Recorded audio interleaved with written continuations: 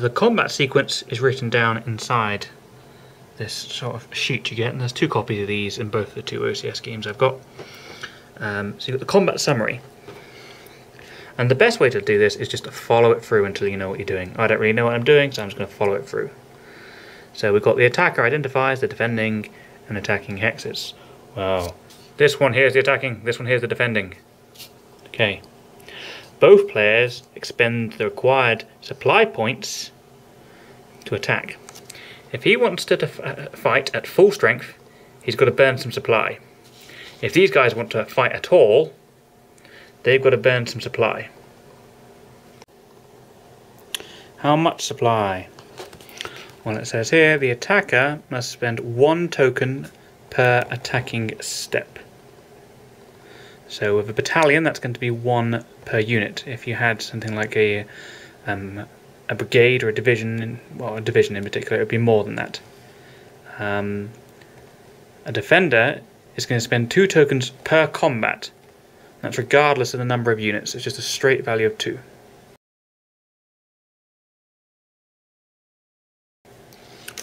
Back to our example.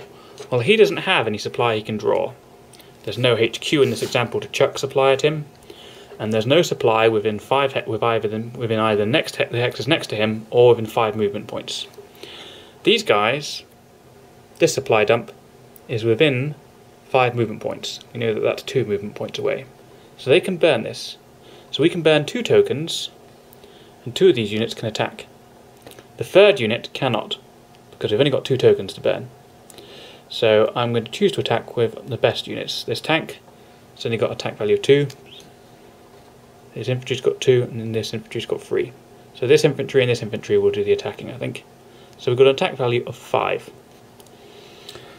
His attack value is going to be reduced, but he can choose to spend what's called internal stocks. All units, when they're defending, can spend internal stocks, and they basically get a low marker put on them, and if they do it twice, they get an exhausted marker put on them. You can get rid of this by spending tokens to flip it back over and get rid of it. So effectively, all units carry 2 tokens around hidden inside of them, but you can only use them on defense, I think. Okay? So, combat is done through determining the odds ratio, which is similar to a lot of games, really. So, but that's not the next step, is it? The next step is the attacker identifies his action rating unit, followed by the defender identifying his. It could be a her, of course. Okay, the action rating is this number here, this black 4. And you basically pick 1 unit, both the defender and the attacker does. If you've got big stacks, you're going to pick 1, and that's the unit you're going to go with. And you compare these ratings.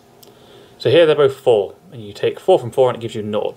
Which means there's no difference. If this was a 5 and this was a 4, then that would be, 5 from 4 would be 1. The difference in these ratings basically determines surprise, and it also is a modifier, it's a die roll modifier on the actual combat roll. Okay, the next step. Defender announces terrain choices, and the players determine odds. If you've got multiple types of terrain, the defender can choose. Here, he's got a choice of clear desert, or clear rather, or clear, so there's no real choice there. Using each side's action rating unit, determine the dice roll modifier. Well, we've already seen that that's 0 in this case. Okay then. We now determine surprise. 6. Roll 2 dice to determine surprise. Modify the odds as per column 9.8. So I take my 2 dice, and I roll them. And essentially, let's get this booklet out of the way. There's just this section up here. And it's basically, in an overrun, which this is not a normal combat, this is an overrun attack. If I'd rolled 9 or more, the attacker gets surprised. If I'd rolled 6 or less, the defender gets surprised. In irregular, it's 10 or 5. We haven't rolled 9 or more, so there is no surprise. If there was surprise, I'd roll a die, and I would move that many columns on the CRT to my advantage, or to the defender's advantage if it had gone the other way. Okay. So, going back to our ratio, we've got attack value of 5 versus attack value of 2. In this game you don't round rather awkwardly, so you basically need a calculator or a good maths brain. I mean, I'm not completely incompetent at maths, so I know that 5 divided by 2 is 2.5, so it's a 1 to 2.5 ratio.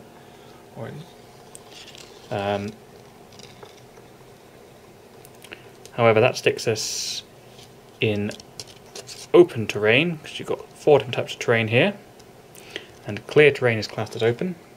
You can find that information on your terrain effects chart.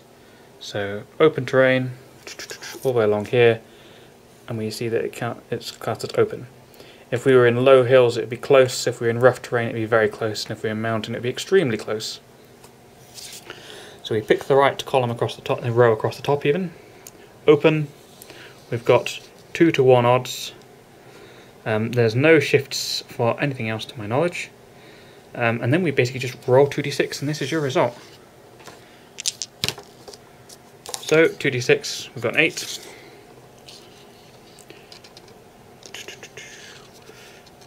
Two to 1. Down to the 8. And what it says is A01, D01. What does this crazy stuff mean? Attacker, that's A, option 1. The O means basically I can either choose to take a hit or choose to retreat 1 space. The defender has the option to take a hit or retreat 1 space. If it says L, that's just a straight loss. So if I'd rolled a 7, it would say attacker loses 1, defender has the option to retreat 1 or lose 1. And it's basically always going to be that. You're going to have an option or a loss, and occasionally you'll get an E, like there, in which case you get to do exploitation mode. And sometimes it will have a DG, which means you're disorganized. That's essentially the combat system. So in this circumstances, both of them would just retreat. When you retreat, the retreating rule is quite simple. You don't spend movement points, you just move the number of hexes you've got to move. If you have to move for an enemy's ZOC, you're going to get disorganized. If you're already disorganized, you're going to take a hit. And you generally want to move towards your supply, not away from it. There's a few sort of detailed rules around that, but you can get away with just playing it by ear or go and read the rules yourself.